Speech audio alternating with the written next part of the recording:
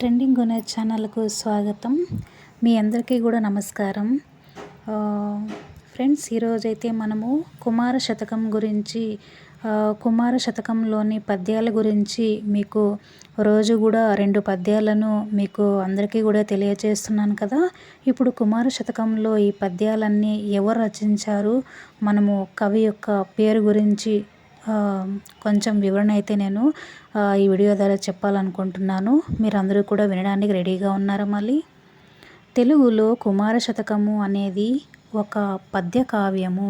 దీనిని ఫక్కీ వెంకట నరసింహ కవీంద్రుడు రచించారు. శతకం అంటే 100 పద్యాలు అని అర్థం. ఈ శతకము తెలుగు సాహిత్యంలో బాగా ప్రాచుర్యం పొందిన వాటిలో ఈ కుమార శతకం కూడా ఒకటి.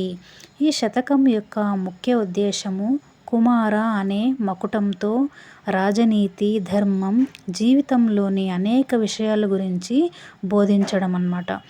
ఈ రచయిత వచ్చేసి ఫక్కీ వెంకట నరసింహ కవీంద్రుడు.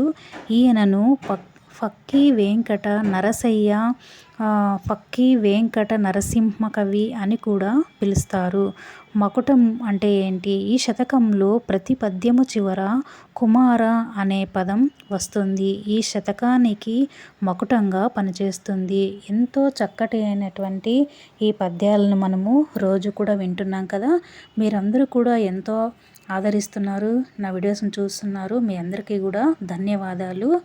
Thank you.